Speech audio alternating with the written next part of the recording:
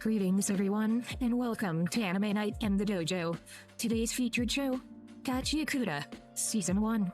Yep, Gachiakuta, Season 1, Episode 6. Welcome back to the dojo. I'm Ryu. That's Age. We're back for more Anime Night in the dojo, and well, you think Zenki's dead or what? I went out of my way to look up his name, just in case. Luckily for me, on the wiki, his status was in drop-down that I had to click on, so good use of wiki stuff right there. You hide shit like that, just in case. It'd be kind of weird if they offed him right here, but it also, based on the character that's standing behind him, he might have him outclassed, based on everything that happened at the end of last episode. So we talked about how it's one of two things. Either he never noticed him, or he got there between the end of that fight and when he showed up behind him, which would mean he's insanely fast and has a bladed weapon, which, well, generally puts you at a reasonable advantage. So, yeah. Yeah, he either had some way that he avoided the vibration sense, or he was fast enough to immediately close the distance the moment it ended. Yep. So it will be interesting to see what the deal is with that guy. I do know that the internet has been blowing up about him, and I've done my best to stay away from spoilers about him, but apparently he's kind of a big deal, Tom. So I'll just leave it at that. And that's all I really got, personally, was people were freaking out about him. Like, oh man, this character. It's like, okay, I'm not going to read about it. It's bye. So, anyway. Yeah, I don't know a lot about the source material. I know very little, honestly, but I know there's apparently some pretty big, spectacle 1v1s that apparently happened that people are very excited for. Got it. So, anyway, as usual, if you guys are looking for the reaction, it's going to be down there in the description, link to the Patreon post, and or if you just go to my Patreon, it'll be on that list if you're looking for it. And in the first pinned comment, assuming the post goes up from my end, which it's been not feeling like it apparently after I hit comment, so I don't know. But I try every time. If it goes up, great. If not, I don't have time to try multiple times to see if it sticks after a couple minutes or whatever. So anyway, that being said, that's always there. And the easiest way to just find the reactions is just go ahead and bookmark my Patreon. You don't have to join or anything. There's no paywall. But yeah, it's just going to be in the list. It's going to be in the same release order as it is during the week here on YouTube. So anyway, we're going to get the timer set up, and we'll see you on the other side of the edit here on YouTube for the review and discussion. So here goes some. Well, alrighty then. So, as we can see here, Jabber, Walker. You guys know what that reference is? Do we need to explain it? Do we need to explain what that's from, what mythos that's from? I didn't think I'd get two Jabberwocker references in as many years, basically. Got one in freaking the last season of Ruby. And that was obviously the more monstrous form, more true to the myth of that. But yeah, so how about that? It's Jabberwonger, not Jabberwocker. The original is Jabberwocky, but yes, he's meant to be in some reference to Jabberwocky. Yeah. So either way, we had this his vital instrument being those rings. We talked about it there at the end of the reaction. With they manifest into those claws that I guess the rings house the neurotoxin. They just don't it just not pulled out of the ether. Well, no, it seems like that is the ability of his vital instrument is the neurotoxin. And it seems like he can control the type of toxin it is, because for Zonka, he paralyzed him. For Gris, it seems like he gave him some sort of lethal toxin that is hemorrhagic. And then for himself, he hit himself with some sort of berserk toxin that basically has turned him into just a mindless fighter. Right. Which we'll get to here in a minute.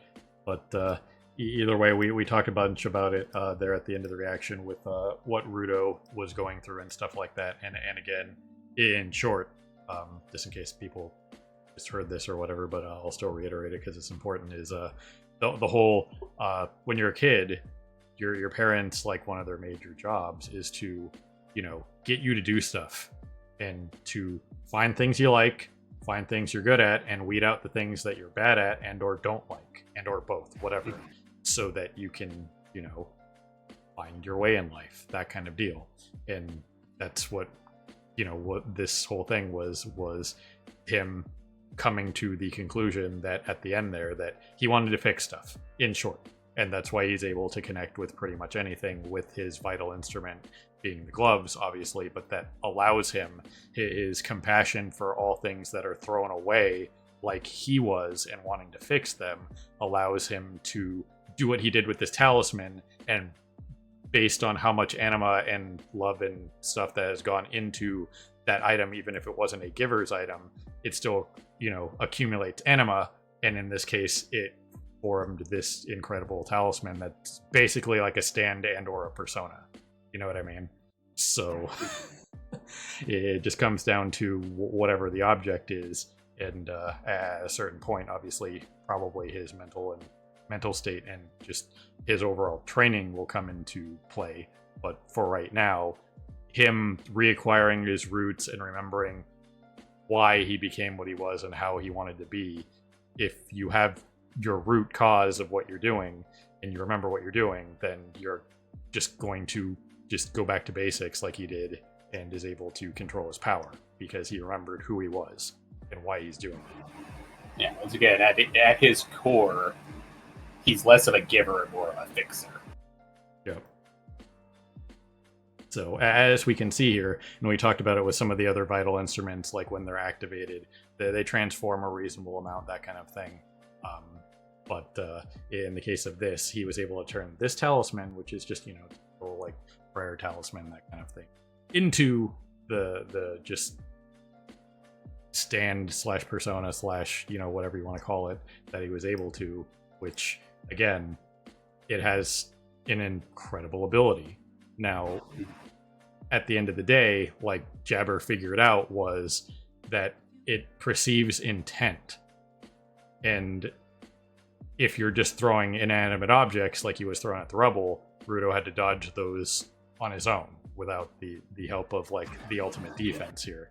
And if in his case with the neurotoxin he goes berserker, all it is indiscriminate destruction, meaning there's technically no intent.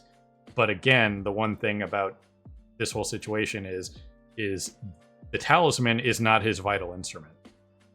It's just a projection of his current desire, which was to come back without getting hurt. So one would assume that it could be altered on the fly.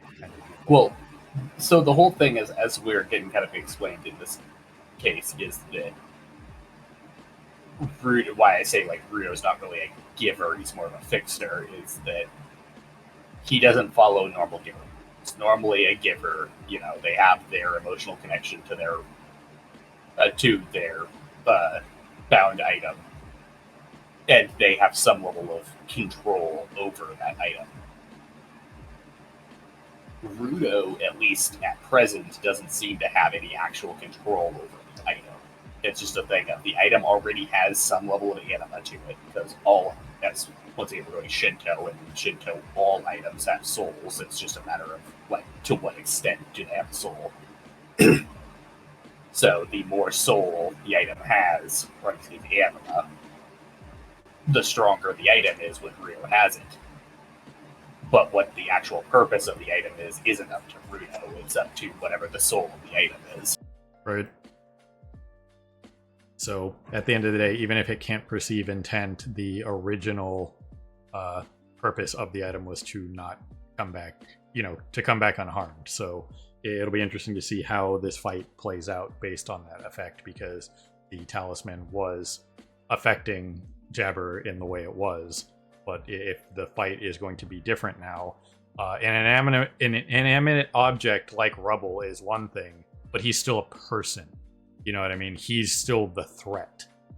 So it'll be interesting to see how this goes from here, because, Yeah, while we'll have to while it makes sense, like Jabber's line of thinking makes sense, again, it's just he's not fully understanding Rudo's power, which again, he's the anomaly, so who the hell would think, oh, he's the protagonist, so he's gonna be different? You know what I mean?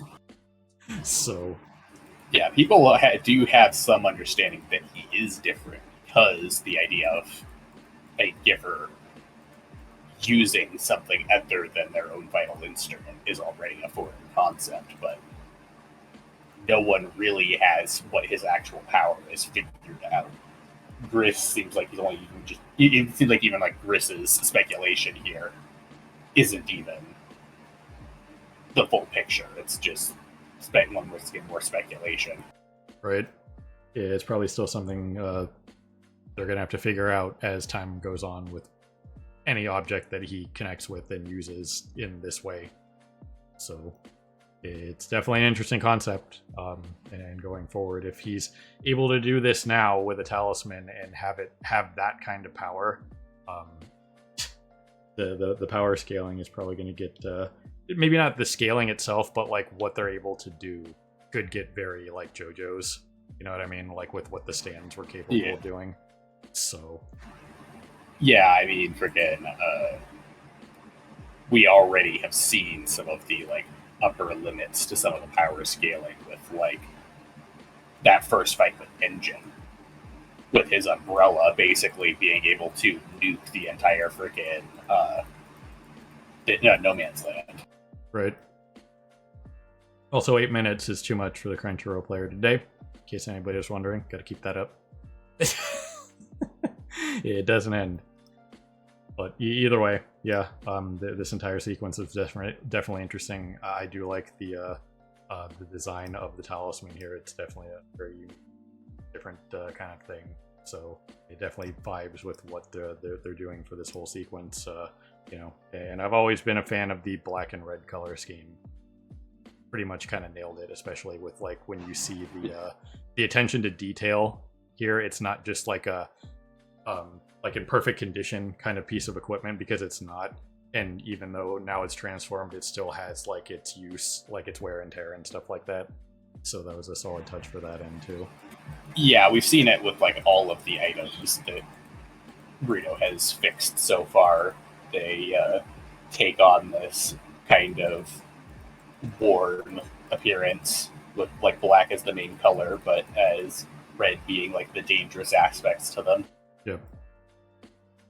So it's nice that they're keeping up with that aesthetic, which is really solid, and it's one of the like stronger aesthetics just out there. So not really surprising, but yeah, it will be interesting to see how this comes about with the fact that Jabber is still human and not an inanimate object, even if he has no technical intent and it's just full-on berserker mode. How Rudo's talisman is, and himself in general, is going to respond to this situation, because with Jabber going indiscriminate, I hope they don't forget that the other two are there. You know what I mean? Yeah, you could hand wave imagine it and say, "Oh, he got Gris away," you know. But I mean, come on, the exit was blocked, and where the hell are they going to go?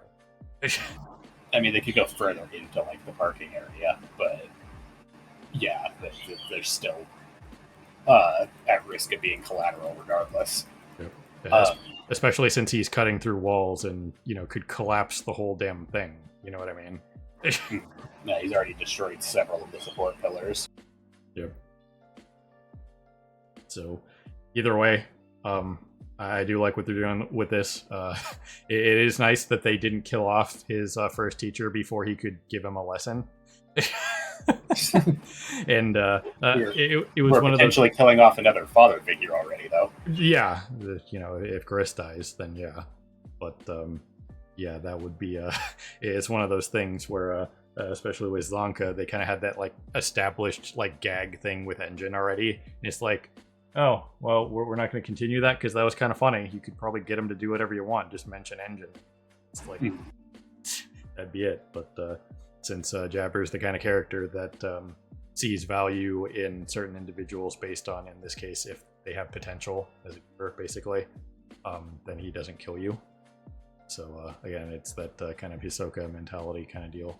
So, I mean, the thing with Hisoka though is Hisoka will eventually kill you. He just waits till you actually reach your full potential. We don't know about like if Jabber has that stipulation or not. right. We just know that he, in his own words, takes it easy on people who can both talk the talk and walk the walk. Right. Which, well, let's be fair, he kind of got the drop on Zonka and was obviously... Speed is a factor for this guy. So I'm assuming he just outsped the situation. From what I know, which once again, I don't know a lot about the source material, the main thing with Jabber is speed and endurance are apparently like absurd for him. But like, he takes some serious shenanigans to actually beat any time that he's present. Which is moderately hilarious because when he showed up behind them, he was out of breath, even though that was the like fake out of breath. Like, man, I can't believe you guys came all this way. This is bullcrap. I had to run so far. I'm tired. that you know it's fake when somebody does that kind of thing. It's like, oh man, I can't believe you've done this. It's like you had to go like, you know, a couple thousand feet. It wasn't really that far. So that was like the comic, like, yeah, I can't believe you guys made me exert myself for like a quarter of a second based on how fast I am. Yeah. So either way, it will be interesting to see if there's like a timer on his like paralytic poison, that kind of thing. We saw that to make like another MHA reference, like Stain had a time limit on his quirk. Maybe these have like maybe his poison has a time limit, that kind of deal. We'll just have to see, especially since it was used on a giver, and well, maybe there's some kind of weird inherent resistance or lower duration kind of deal when it comes to like a status effect. Not even necessarily a status effect. The fact that it's an anima-based power means givers probably have an inherent resistance to it, because the whole premise to givers is that they're beings that are naturally more attuned to anima. Right. So I don't think Zonka is going to be out of this fight. You know what I mean? Yeah, I imagine that what this is leading into basically is that Grizz probably will die, and that'll feed into Folo actually potentially finally follow it.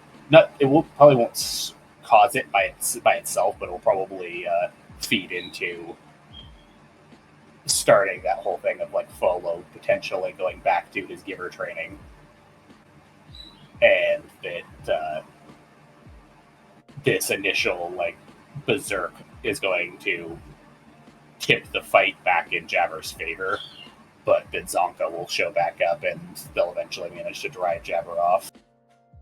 Right. So yeah, definitely liking where this is going so far. I could make a VA note about Jabber's character and stuff like that, but I'm not going to, because I'm sure there are plenty of other assholes out there who've already done it and they're making a big deal of it when it's not. So anyway, that's all I got for this week. You got anything else, Age? Yeah, it'll be interesting to see how things go. I can almost guarantee that even though they, do the weird last name of being longer, that Jabber is meant to be some sort of reference to the Jabberwocky, because once again he uses claws, and that's like a big part of the Jabberwocky poem is that like the Jabberwocky's main freaking threats are its teeth and its claws. Yep.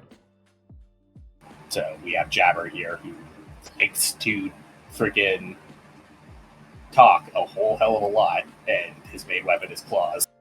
Yep. So definitely on point to the the original.